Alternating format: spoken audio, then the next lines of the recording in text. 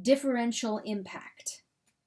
Because people differ in many ways, those who are unemployed are not likely to be a random sample of the labor force.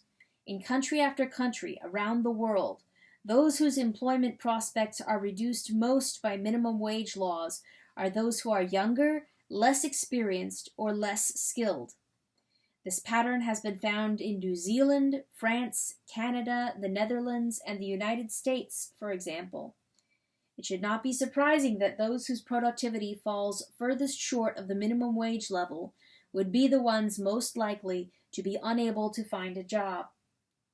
In Australia, the lowest unemployment rate for workers under the age of 25 during the entire period from 1978 to 2002 never fell below 10%, while the highest unemployment rate for the population in general barely reached 10% once during that same period.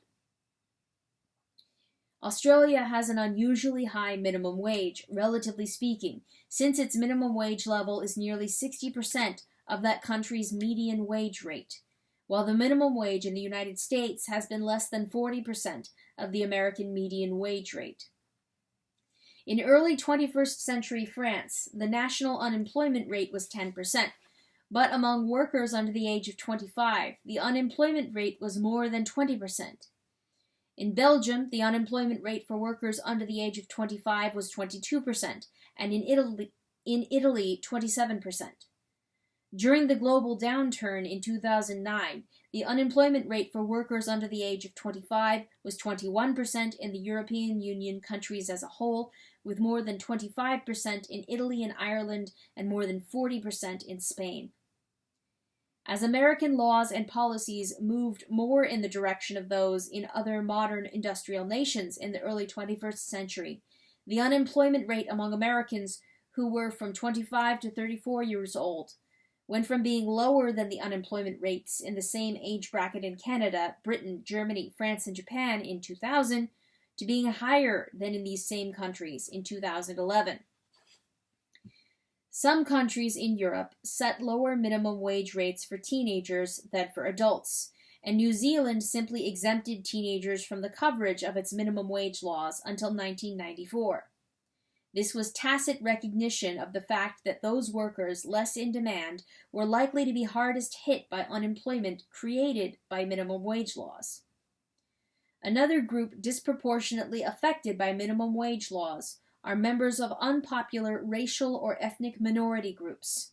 Indeed, minimum wage laws were once advocated explicitly because of the likelihood that such laws would reduce or eliminate the competition of particular minorities, whether they were Japanese in Canada during the 1920s or blacks in the United States and South Africa during the same era. Such expressions of overt racial discrimination were both legal and socially accepted in all three countries at that time. The history of black workers in the United States illustrates the point. As already noted, from the late 19th century on through the middle of the 20th century, the labor force participation rate of black Americans was slightly higher than that of white Americans. In other words, blacks were just as employable at the wages they received as whites were at their very different wages. The minimum wage law changed that. Before federal minimum wage laws were instituted in the 1930s, black unemployment rate was slightly lower than white unemployment rate in 1930.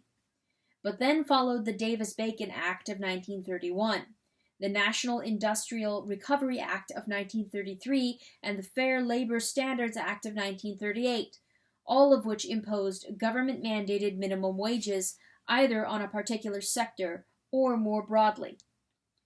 The National Labor Relations Act of 1935, which promoted unionization, also tended to price black workers out of jobs, in addition to union rules that kept blacks from jobs by barring them from union membership. The National Industrial Recovery Act raised wage rates in the southern textile industry by 70% in just 5 months, and its impact nationwide was estimated to have cost blacks 500,000 jobs.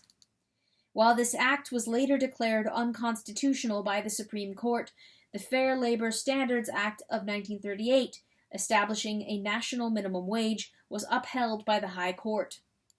As already noted, the inflation of the 1940s largely nullified the effect of the Fair Labor Standards Act until it was amended in 1950 to raise minimum wages to a level that would have some actual effect on current wages. The unemployment rates of young black males during the late 1940s, the years prior to the repeated escalations of the minimum wage that began in 1950, contrast sharply with their unemployment rates in later years.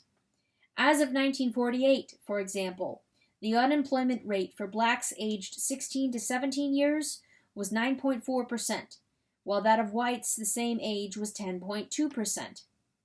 For blacks 18 to 19 years of age, the unemployment rate that year was 10.5%, while that of whites of the same ages was 9.4%. In short, teenage unemployment rates were a fraction of what they were to become in later years, and black and white teenage unemployment rates were very similar. Even though the following year, 1949, was a recession year, rising black teenage male unemployment rates that year still did not reach 20%.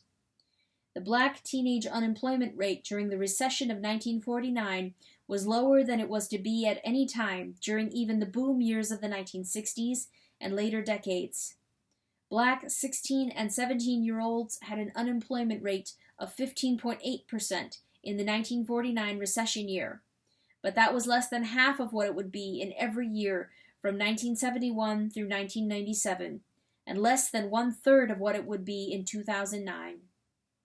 Repeated increases in the minimum wage marked these later years of much higher unemployment rates among black teenagers.